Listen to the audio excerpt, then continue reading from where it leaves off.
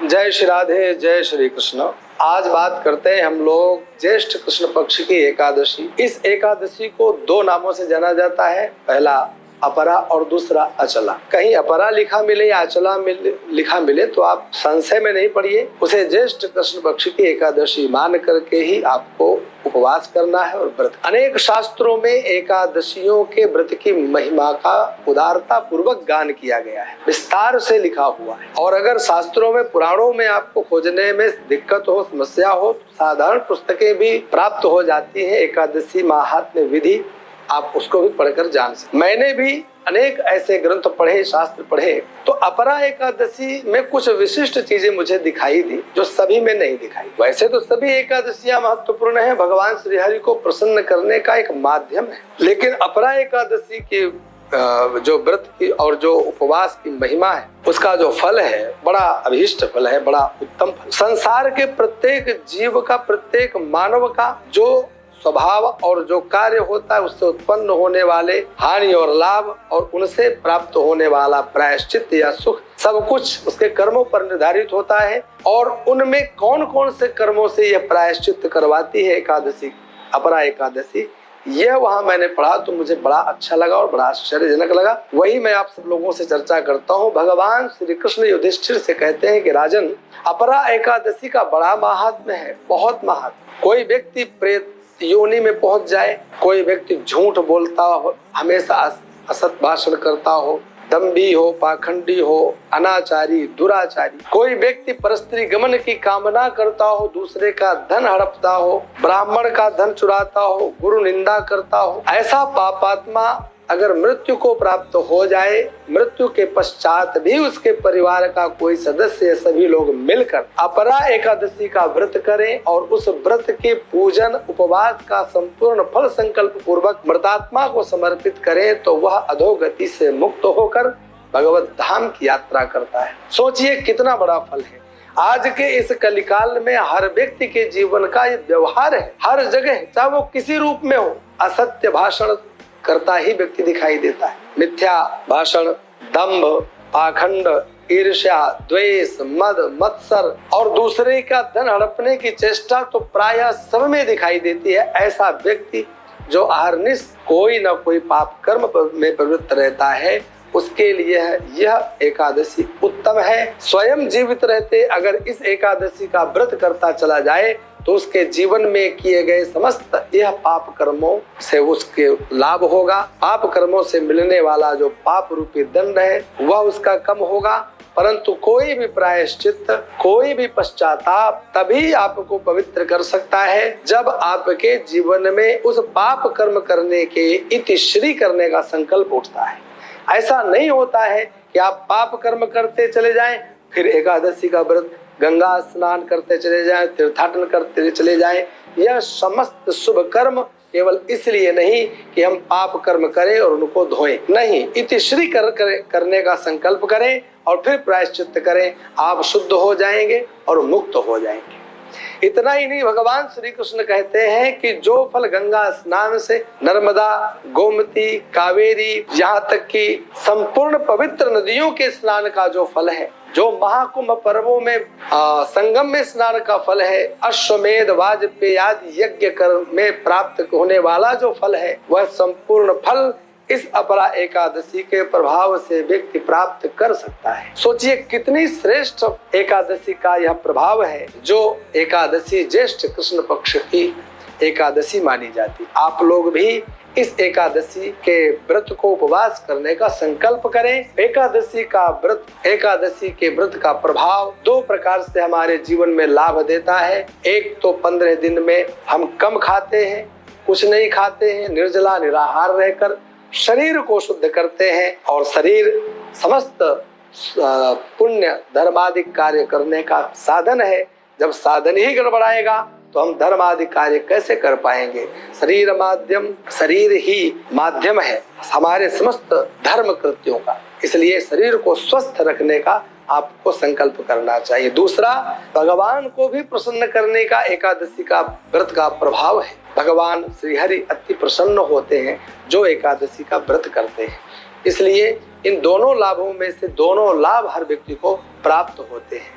आइए जानते हैं यह एकादशी इस बार कब आ रही। ज्येष्ठ कृष्ण पक्ष की एकादशी अपरा एकादशी इस बार 2 जून रविवार को प्रातः 5:04 से लगेगी।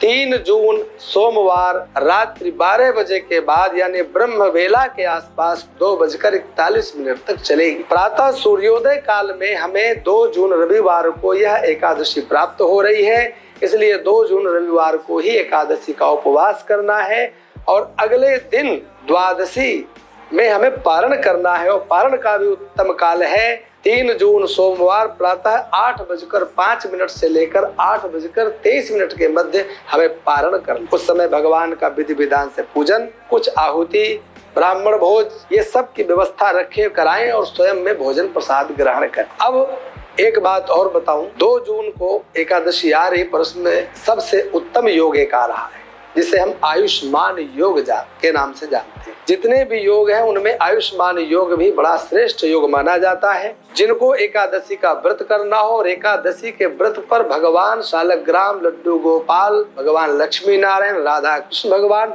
जिन भगवान के स्वरूप का आप विधिवत पूजन करते हो उनके पूजन का उत्तम काल, सबसे उत्तम काल है 2 जून रविवार प्रातः 5:23 से लेकर दोपहर 12:12 तक चलने वाले इस आयुष्मान योग के अंदर जब हम पूजन करेंगे तो भगवान प्रसन्न होंगे और आपके जीवन में धन, पुत्र, यश, श्री और आपके जीवन में आरोग्यता यह सब प्राप्त होगा, इसमें अभिवृद्धि होगी। इसलिए आयुष्मान योग के अंदर पूजन विधि विधान से करें, भगवान का विशिष्ट प्रकार से पूजन करते हुए और एक एकादशी के व्रत को परिपूर्ण करें। इस एकादशी के व्रत को, प्रभाव को कहते हुए भगवान श्री कृष्ण ने एक सुंदर दृष्टांत भी सुनाया।